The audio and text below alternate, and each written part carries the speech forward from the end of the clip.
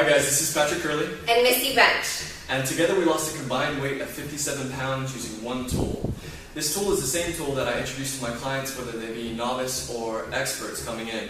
This tool is perfect to teach you power, conditioning, flexibility,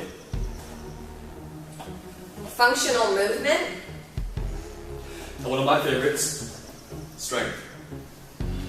But before we do all of that, we have to teach you the basics. And that's what this kettlebell series is all about.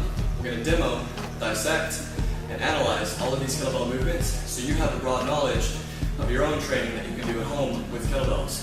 When we're done with you, you're going to look a lot sexier, more people are going to like you, and you're going to want to buy some mirrors for that home of yours.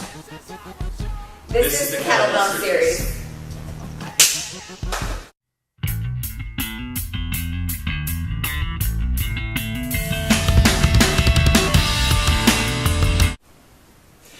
Alright guys, let's take a look at the kettlebell goblet squat, or the kettlebell squat. So this is one of the quickest and easiest ways to learn how to squat without loading a bar on your back or having to fool around with the front squat and learn how to do any kind of bar movements. I usually start people off with this because it's quite simple to learn. So we've played around with this the double hand swing. What we're going to do is we're just going to get familiar with that. But before we do, let's go ahead and take a look at the goblet squat. So I'm going to throw it back, stand and squeeze and re-grip. From here, I'm going to squat nice and tall, elbows into my knees, and I'm going to stand up through those heels. Cool. So before we can start squatting, we want to get comfortable with bringing the bell into the rack. So what I'm going to have you do is you're going to go over the double hand swing, and you're going to practice catching the bell. So we're going to do a swing catch progression, alright? So, standing in front of the bell and addressing it, we're going to throw it back, stand, squeeze. And what you're going to do is basically pull and let go to re-grip. Please watch your grill, that's teeth if you're not familiar with urban lingo. Please watch your mouth and your face and be careful with this movement. Take your time with it, okay? So we're going to throw it back, stand, squeeze, and re-grip. Throw it back, stand, squeeze, re-grip. If that feels a little bit difficult for you, do a swing before you re-grip and catch. So it'll look like this. Swing, re-grip. Swing, re-grip. Okay? Nice. So, we've learned how to take the kettlebell from the ground to a rack position. We're feeling quite confident with ourselves at this point. So what we're going to do is we're going to talk about the grip. Missy, can I use you for a second?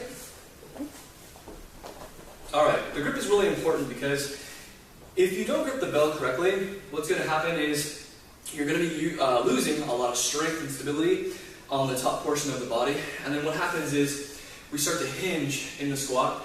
And we really don't want that because we want to isolate the hips as best we can. Okay? So what I'm going to have Missy do is bring her elbow out like this and get into a staggered stance for me for balance. There we go, cool. Now, if Missy is high with her shoulders, if her arms are set up right, she's going to be able to stabilize the bell. And I'm going to try to push her down, and I'm not able to. She's really strong in this position. But if I reposition her, and she's not holding the bell correctly, now resist me, she loses. So we have a couple muscles in here, the coracoid, which is really strong, will stabilize the bell. If you drop that, then it's the shoulder and it's not as strong. So we want to keep everything nice and tight. Thank you so much. In other words, when you re-grip and you grab the bell, you should have your fingers somewhat pointing towards the sky, and your arm, your lower arm, is going to be perpendicular to the ground. Alright? So, that's the grip. Now remember, in the swing, we're going to be pulling from the hip flexors, so we're going to be using that same notion in the squat. As we grip the bell, I want you to pull from here and squat straight down.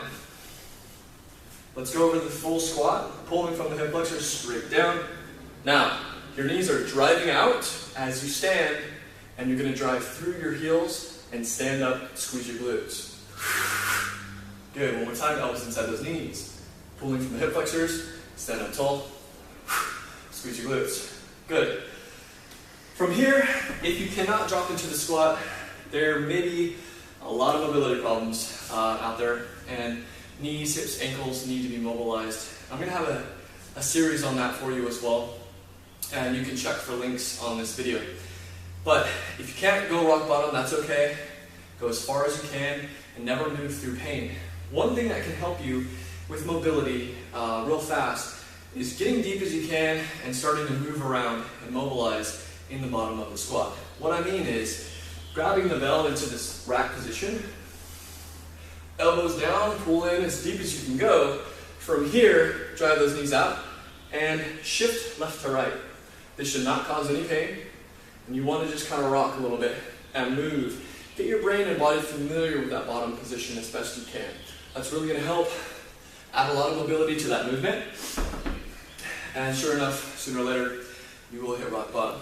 All right, play around with it, take your time. Let me know if you have any questions, and enjoy it.